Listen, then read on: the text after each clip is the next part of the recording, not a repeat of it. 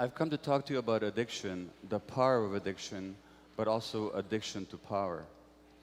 As a medical doctor, I work in Vancouver, Canada, and I've worked with some very, very addicted people. People who use heroin, they inject cocaine, they drink alcohol, crystal meth, and every drug known to man. And these people suffer. If the success of a doctor is to be measured by how long his patients live, then I'm a failure, because my patients die very young, relatively speaking. They die of HIV, they die of hepatitis C, they die of infections of their heart valves, they die of infections of their brains, of their spine, of their hearts, of their bloodstream. They die of suicide, of overdose, of violence, of accidental deaths. And if you look at them, you call to mind the words of the great Egyptian novelist Naguib Mahfouz, who wrote, "Nothing records the effects of a sad life as graphically as the human body," because these people lose everything. They lose their health, they lose their beauty, they lose their teeth, they lose their wealth, they lose human relationship, and in the end, they often lose their lives. And yet nothing shakes them from their addiction. Nothing can force them to give up their addiction. The addictions are powerful, and the question is why? And as one of my patients said to me, "I'm not afraid of dying," he said, "I'm more afraid of living." And the question we have to ask is, why are people afraid of life? And if you want to understand addiction, you can't look at what's wrong with the addiction, you have to look at what's right about it. In other words, what is the person getting from the addiction? What are they getting that otherwise they don't have? And what addicts get are relief from pain. What they get is a sense of peace, a sense of control, a sense of calmness, very, very temporarily. And the question is, why are these qualities missing from their lives? What happened to them? Now, if you look at the drugs like heroin, like morphine, like codeine, if you look at cocaine, if you look at alcohol, these are all painkillers. One way or another, they all soothe pain. And that's what the real question in addiction is, not why the addiction, but why the pain. Now, I just finished reading the biography of Keith Richards, the guitarist for the Rolling Stones. And as you probably know, everybody's still surprised that Richards is still alive today, because he was a heavy-duty heroin addict for a long time. And in his biography, he writes that the addiction was all about looking for oblivion, looking for forgetting. He said, the contortions that we go through just not to be ourselves for a few hours. And I understand that very well myself, because I know that discomfort with myself. I know that discomfort being in my own skin. I know that desire to escape from my own mind. The great British psychiatrist R.D. Lang said that there are three things that people are afraid of. They're afraid of death, of other people, and their own minds. And for a long time in my life, I wanted to distract myself from my own mind, because I was afraid to be alone with it. And how would I distract myself? Well, I've never used drugs, but I've distracted myself through work and throwing myself into activity. And I've distracted myself through shopping. In my case, for classical compact music, classical compact discs. But I've been a real addict that way. One week I spent $8,000 on the classical compact discs, not because I wanted to, but because I couldn't help going back to the store. And as a medical doctor, I used to deliver a lot of babies. And once I left a woman in labor in hospital to get a classical piece of music. And I still could have made it back to the store, to the hospital on time. But once you're in the store, you can't leave, because there are these evil classical music dealers in the aisles, you know, who, "Hey, buddy, have you listened to the latest Mozart symphony cycle? You haven't? Well," so I missed the delivery of that baby. And I'd come home and I'd lie to my wife about it, like any addict. I would lie about it. And I would ignore my own children because of my obsession with work and with music. So I know what that escape from the self is like. And my definition of addiction is any behavior that gives you temporary relief, temporary pleasure, but in the long term causes harm, has some negative consequences, and you can't give it up despite those negative consequences. And from that perspective, you can understand that there's many, many addictions. Yes, there's the addiction to drugs, but there's also the addiction to consumerism. There's the addiction to sex, to the internet, to shopping, to food. The Buddhists have this idea of the hungry ghosts. The hungry ghosts are creatures with large empty bellies and small scrawny necks and tiny little mouths, so they can never get enough. They can never fill this emptiness on the inside. And we all hungry ghosts in this society. We all have this emptiness. And so many of us are trying to fill that emptiness from the outside. And the addiction is all about trying to fill that emptiness from the outside. Now, if you want to ask the question of why people are in pain, you can't look at their genetics. You have to look at their lives. And in the case of my patients, my highly addicted patients, it's very clear why they're in pain, because they've been abused all their lives. They began life as abused children. All the women I worked with over a 12-year period, hundreds of them, they had all been sexually abused as children. And the men had been traumatized as well. The men had been sexually abused, neglected, physically abused, abandoned, and emotionally hurt over and over again. And that's why the pain.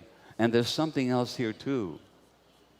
The human brain itself, as you heard already, develops an interaction with the environment. It's not just genetically programmed. So the kind of environment that a child has will actually shape the development of the brain. Now, I can tell you about 2 experiences with mice. You take a little mouse and you put food in his mouth, and he'll eat it and enjoy it and swallow it. But if you put the food down a few inches away from his nose, he will not move to eat it. He will actually starve to death rather than eat. Why? Because genetically, they knocked out the receptors for a chemical in the brain called dopamine. Dopamine is the incentive motivation chemical. Dopamine flows whenever we're motivated, excited, vital, vibrant, curious about something, when we're seeking food or a sexual partner. Without the dopamine, we have no motivation. Now, what do you think the addict gets? When the addict shoots cocaine, the addict shoots crystal meth, or almost any drug, they get a hit of dopamine in their brain. And the question is, what happened to their brains in the first place? Because it's a myth that drugs are addictive. Drugs are not by themselves addictive, because most people who try most drugs never become addicted. So the question is, why are some people vulnerable to be addicted? Just like food is not addictive, but to some people it is. Shopping is not addictive, but to some people it is. Television is not addictive, but to some people it is. So the question is, why the susceptibility? There's another little experiment with mice where infant mice, if they're separated from the mothers, will not cry for their mothers. Now, what would that mean in the wild? It means that they would die, because only the mother protects the child's life and nurtures the child. And why? Because genetically, they knocked out the receptors, the chemical binding sites in the brain for endorphins. And endorphins are our indigenous morphine-like substances. Endorphins are our own natural painkillers.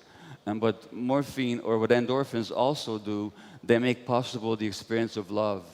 They make possible the experience of attachment to the parent and the parent's attachment to the child. So these little mice without endorphin receptors in their brains will actually not call for their mothers. In other words, the addiction to these drugs, and of course the heroin and the morphine, what they do is they act on the endorphin system. That's why they work. And so the question is, what happens to people that they need these chemicals from the outside? Well, what happens to them is when they're abused as children, those circuits don't develop. When you don't have love and connection in your life, when you're very, very young, then those important brain circuits just don't develop properly. And under conditions of abuse, things just don't develop properly, and their brains then are susceptible when they do the drugs. Now they feel normal, now they feel pain relief, now they feel love. And there's one patient said to me that when I first did heroin, she said, it felt like a warm, soft hug, just like a mother hugging a baby. Now,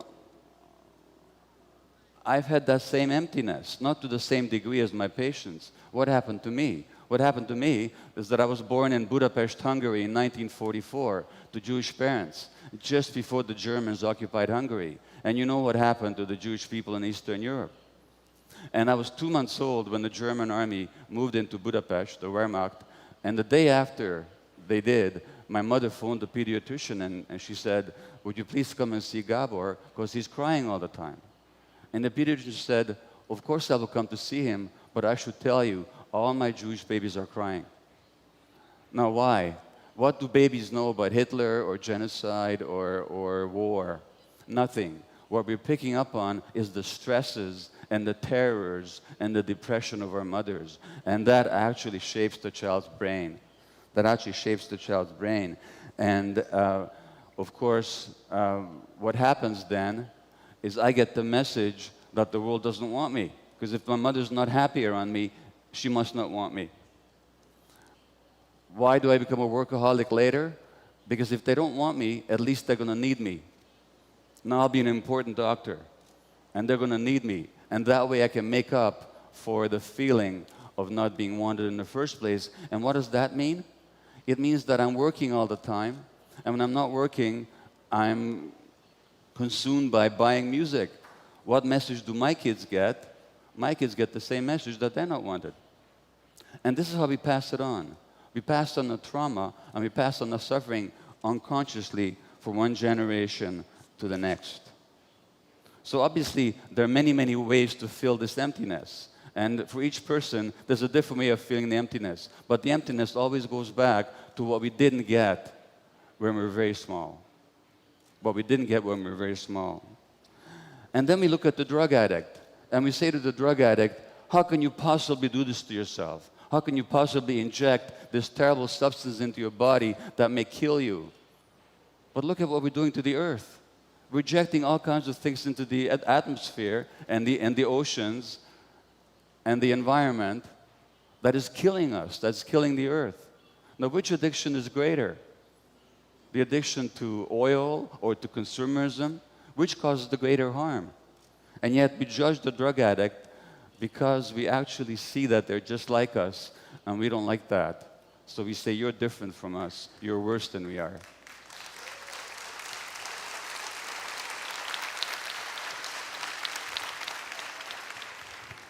On the plane to Sao Paulo and Rio de Janeiro, I was reading the New York Times on June the 9th, and there was an article about Brazil.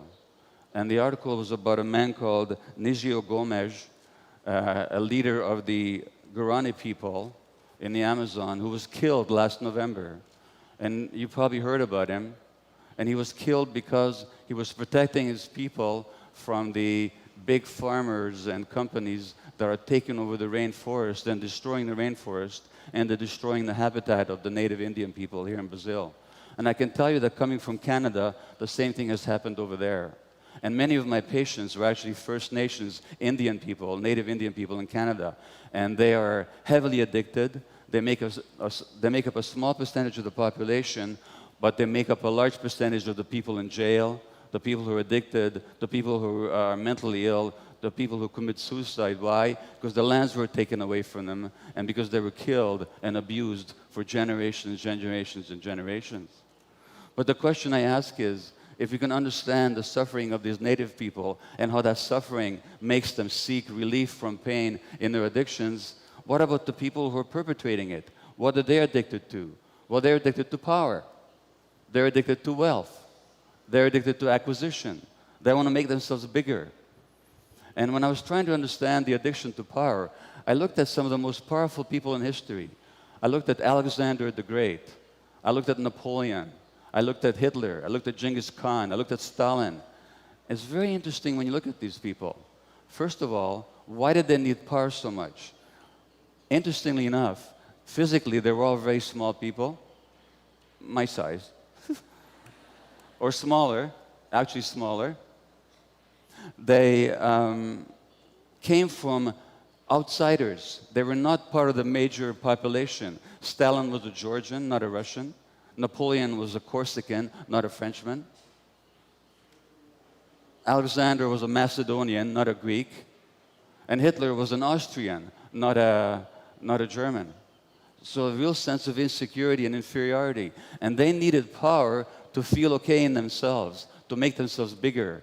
And in order to get that power, they're quite willing to fight wars and to kill a lot of people, just to maintain that power. I'm not saying that only small people can be power hungry, but it's interesting to look at these examples, because power, the addiction to power, is always about the emptiness that you try and fill from the outside. And Napoleon, even in exile, on the island of St. Helena, after he lost power, he said, "I love power. I love power." He couldn't think of himself without power. He had no sense of himself without being powerful externally. And that's very interesting when you compare it to people like the Buddha or Jesus. Because if you look at the story about Jesus and Buddha, both of them were tempted by the devil. And one of the things that the devil offers them is power, earthly power. And they both say no. Now, why do they say no? They say no because they have the power inside of themselves. They don't need it from the outside. And they both say no because they don't want to control people, they want to teach people. They want to teach people by example and by soft words and by wisdom, not through force. So they refuse power. And it's very interesting what they say about that. Jesus says that the power and the reality is not outside of yourself, but inside. He says the kingdom of God is within. And the Buddha, before he dies, and his monks are mourning and crying and they're all upset, he says, "Don't mourn me," he says, "and don't worship me. Find the lamp inside yourself.